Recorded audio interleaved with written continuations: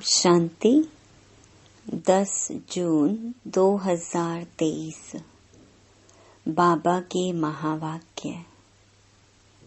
मीठे बच्चे, अशरीरी बनने की ड्रिल नंबर 1 ड्रिल है। इससे वायुमंडल में सन्नाटा छा जाता है। बाप का डायरेक्शन है, इसी ड्रिल का अभ्यास करो। प्रश्न: दुनिया के अनेक विघ्नों के बीच में रहते हुए एक रस और खुशी में कौन रह सकते हैं?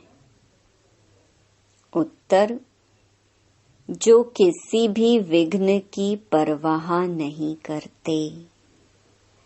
तुम्हारे दुश्मन तो अनेक हैं, विघ्न डालेंगे, कलंक लगाएंगे, गाली देंगे, लेकिन याद रहे कि कलंक लगने से ही तुम कलंगीधर बनते हो। कहते हैं, श्री कृष्ण ने चौथ का चंद्रमा देखा, इसलिए उस पर कलंक लगे। लेकिन अभी तुम बच्चों पर बहुत कलंक लगते हैं। अंत में तुम कहेंगे, हे भारतवासियों, देखो तुमने बहुत कलंक लगाए और हम अभी कलंगीधर बनते हैं। ओम शांति। बच्चों प्रति शिव बाबा का फरमान है। शिव बाबा कहते हैं, मैं ड्रिल टीचर हूँ ना। कहते हैं, अशरीरी भव। बच्चे स्वधर्म में टिक जाओ। मन मना भव, माँ में कम याद करो। यह तो जानते हो, अब धर्म की ग्लानि है। गीता में है, यदा यदा ही धर्मस्य ग्लानिर्भवति भारत। यह श्लोक जन्म जन्मांतर हम गाते आए हैं। जब से भक्ति मार्ग शुरू हुआ, गीता का पाठ करते आए हैं। शिव बाबा की पूजा करते आए हैं। वही शिव बाबा अब कहते हैं, माँ में कम याद करो। तुम पर फिर से माया का परछाया पड़ गया है। अब मैं आया हूँ माया पर जीत पहनाने के लिए। इसलिए मन मना भव, क्योंकि तुमको वापस जाना है मेरे परम धाम में। अगर श्री कृष्ण होता तो कहते मध्याजी भव। श्री कृष्ण को कृष्णपुरी में याद करो। ज्ञान का दाता कोई श्री कृष्ण नहीं है, वह तो है शिव। शिव की ही पूजा होती है, उनको परमात्मा कहा जाता है। तो हम आत्माओं को वहाँ जाना है, इसलिए बाबा ड्रिल सिखलाते हैं। यह है नंबर 1 ड्रिल। मन मना भव, अशरीरी भव। तुम सब ब्राह्मण उनको याद करेंगे। अगर कोई शूद्र यहाँ और कोई ख्यालात में बैठा होगा तो वायुमंडल को खराब कर देगा। उस एक को जब सभी याद करेंगे तो सन्नाटा छा जाएगा। जैसे कोई मरता है तो सन्नाटा हो जाता है। आत्मा के अशरीरी होने का प्रभाव पड़ता है। तो अब बाबा कहते हैं, तुम सब आत्माओं को वापस ले जाऊंगा। काल तो एक आत्मा को ले जाता है। मैं तो कालों का काल हूँ। मैं सबको लेने आया हूँ और मैं आता हूँ साधारण ब्रह्मा तन में। मैं मनुष्य सृष्टि का बीज रूप चैतन्य हूँ। मैंने ही गीता सुनाई थी, देखो तुम्हारे पर अब कलश रखा है ना। श्री कृष्ण की गोपियों को भी कलश दिखाते हैं, कहते हैं श्री कृष्ण ने मटकी तोड़ी। अब वह मटकी काहे की? तुम्हारे सिर पर जो विकारों की मटकी है उनको तोड़ते हैं और ज्ञान अमृत का कलश देते हैं। बाकी सतयुग में थोड़े ही कोई ऐसी बात हो सकती है। गोपियां तुम हो, गोपी वल्लभ की गोपियों पर जो जहर का कलश था वह फोड़ ज्ञान अमृत का कलश रखते हैं। तो इसमें बुद्धि बहुत अच्छी चाहिए, तब धारणा हो सकेगी। गोपियों का वल्लभ बाप तो है शिव बाबा, श्री कृष्ण को वल्लभ नहीं कह सकते। लिखा है कि गोपियों को भगाया, अब बाप थोड़े ही भगाएंगे, यह तो कायदा नहीं है। बाबा समझाते हैं, जब कोई महात्मा कहे कि शिवोहम तो बोलो कि एक तरफ कहते हो महात्मा यानी महान आत्मा, फिर अपने को परमात्मा अथवा शिवोहम क्यों कहते हो? महान आत्मा तो पवित्र आत्मा ठहरे, यह राज समझाना है।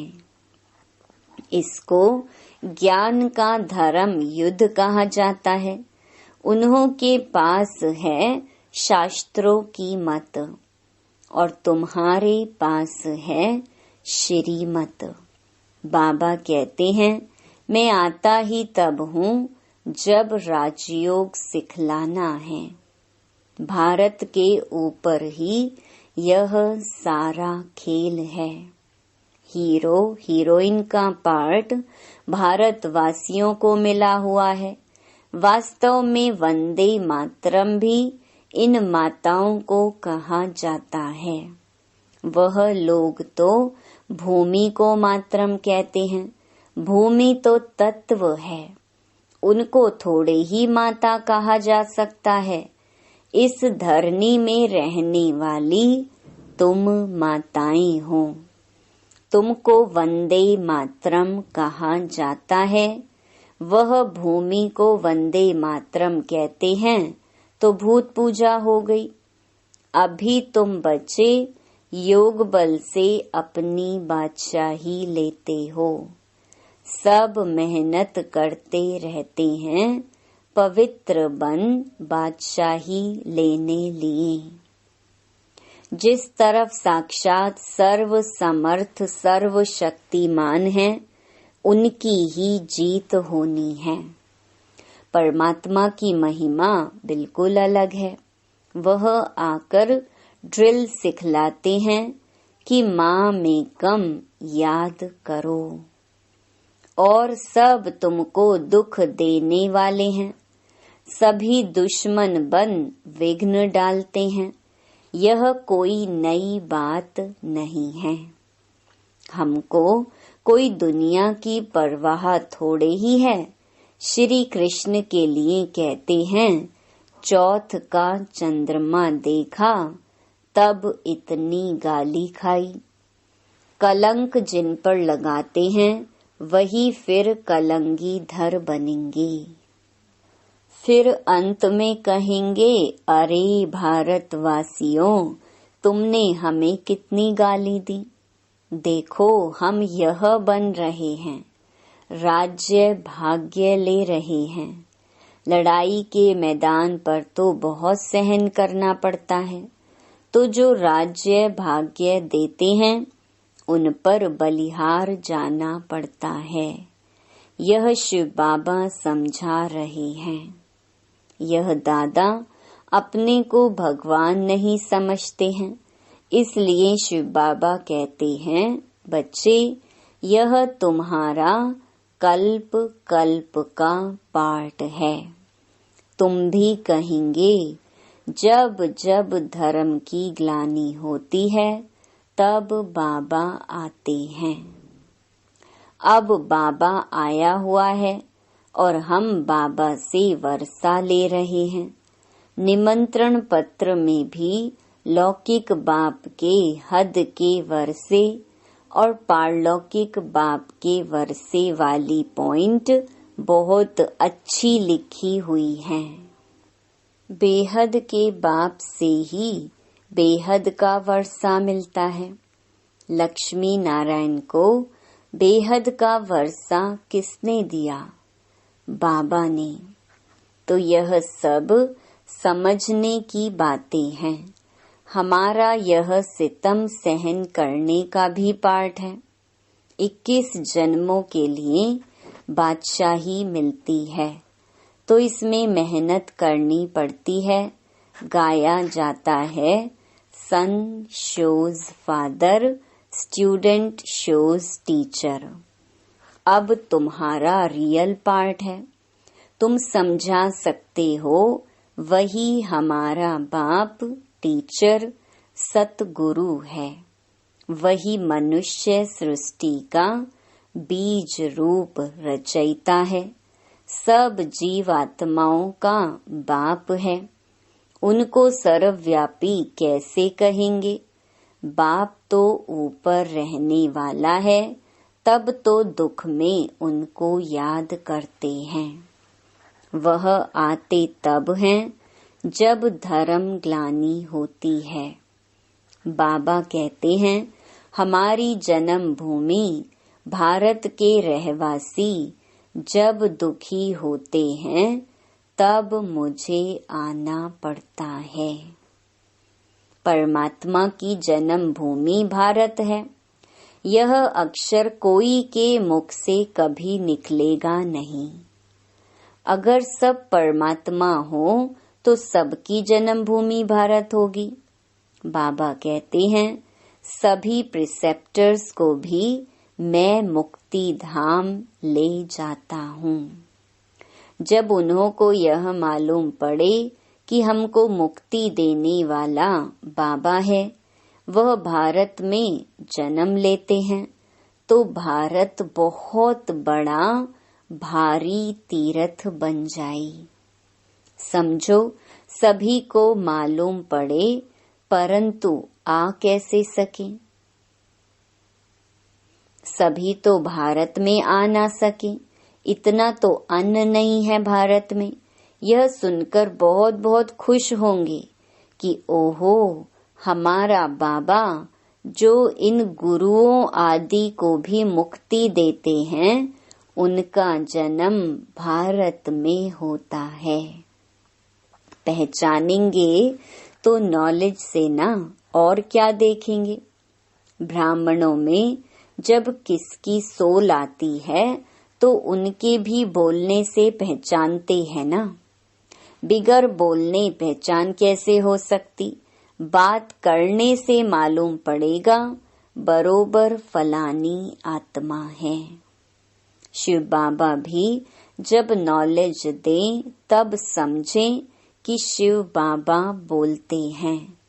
ज्ञान यह तो दे ना सके, यह सिवाय बाप के कोई समझा ना सके। कभी कभी कोई कहते हैं, हम शिव बाबा से बात करें, परंतु उनको पहचानेंगे कैसे? समझ भी नहीं सकेंगे।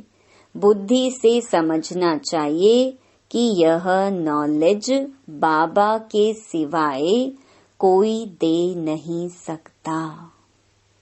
देखो, कहाँ कहाँ बच्चियां बिगर देखे तड़फ रही हैं शिव बाबा से मिलने। जरूर उनकी ताकत है जो खींचती है, कशिश होती है। तो उन्हों को सफेद पोश का साक्षात्कार कराते हैं। इसलिए बाबा कभी हमारी ड्रेस बदलने नहीं देते हैं। तो उनकी नॉलेज से मालूम पड़ता है। बहुतों को भिन्न भिन्न प्रकार के साक्षात्कार होते हैं, परंतु उनसे फायदा क्या? तुम्हारा काम नॉलेज से है। यह नॉलेज कोई दे ना सके। तो यह सारा गुप्त पार्ट हुआ। कहते हैं मैं आत्मा का रूप धारण कर इसमें प्रवेश हो जाता हूँ। तो यह नॉलेज इतनी बाबा ही देते हैं। हम थोड़े ही जानते थे। बाबा देखो कितनी कमाल करते हैं। कहते हैं मुझे अपना वारिस बनाओ, मैं तुम्हारी इतनी सेवा करूँगा जो तुम्हारा बच्चा भी कभी नहीं कर सकेगा। मैं तुमको 21 जन्म के लिए राज्य भाग्य दूंगा। फिर भी अगर वारिस ना बनावे तो तकदीर कहा जाता। तुम बच्चियां जानती हो हम शिव बाबा से वर्षा लेने लिए यहाँ आए हैं। शिव बाबा को और वैकुंठ को तुम सिवाय दिव्य दृष्टि के देख ना सको। ज्ञान तो बिल्कुल क्लियर मिल रहा है ना। हमको बाबा राजयोग सिखलाते हैं। ऊंच ते ऊंच वर्षा है वैकुंठ की बादशाही।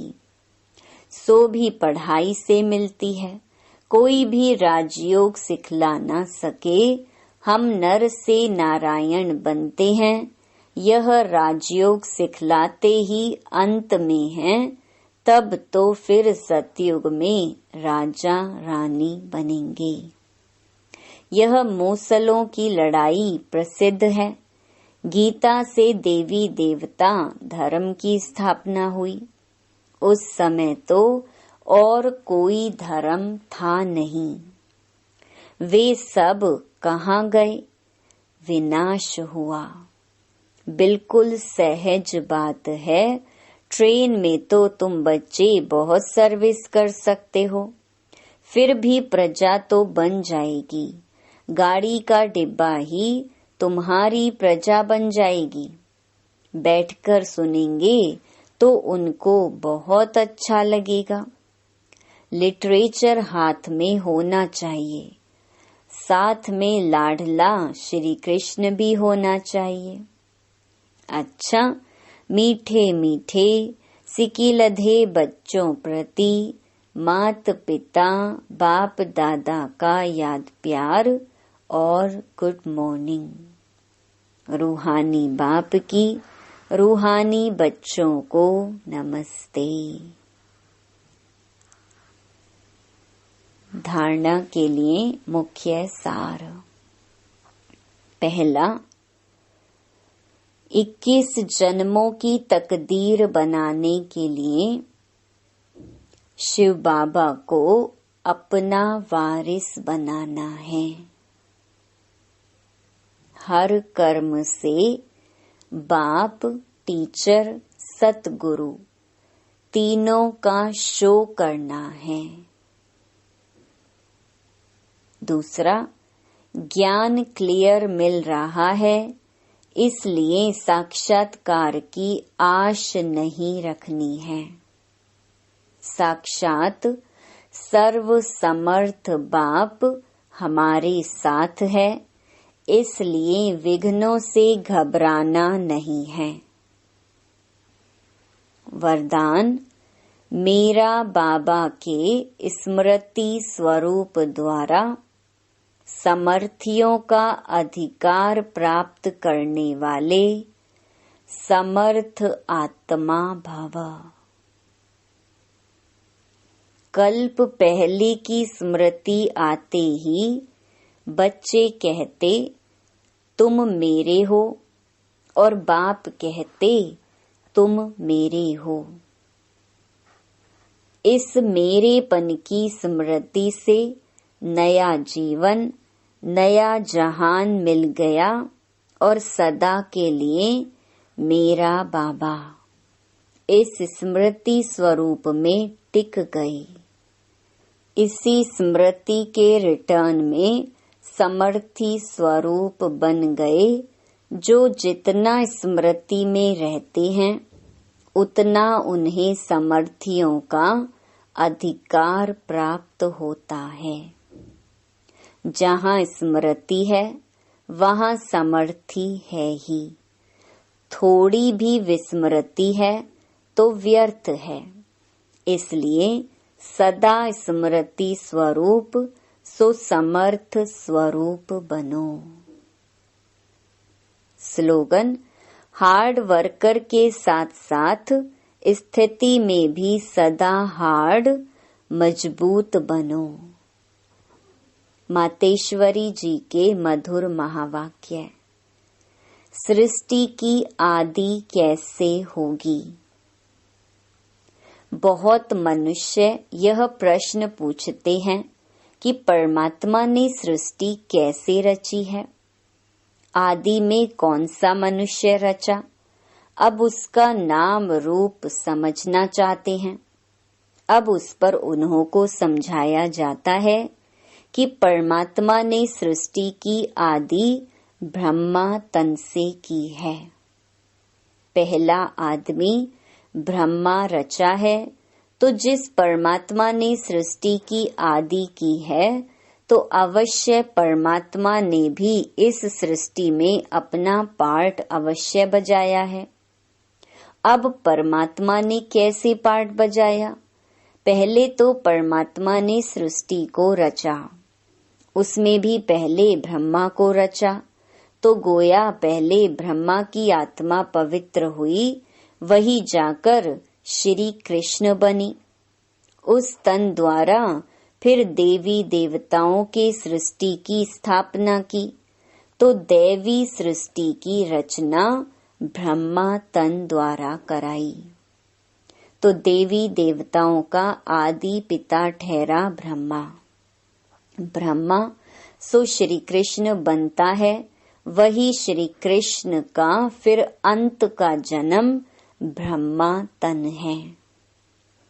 अब ऐसे ही सृष्टि का नियम चलता आता है।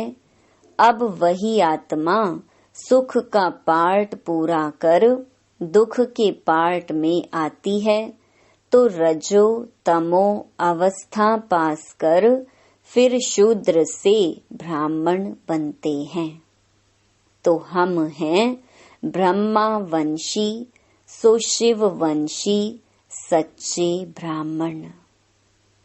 अब ब्रह्मा वंशी उसको कहते हैं जो ब्रह्मा के द्वारा अविनाशी ज्ञान लेकर पवित्र बनते हैं। तो इससे सिद्ध है कि इस सृष्टि का आदि पिता है बाबा ब्रह्मा। अच्छा, ओम शांति।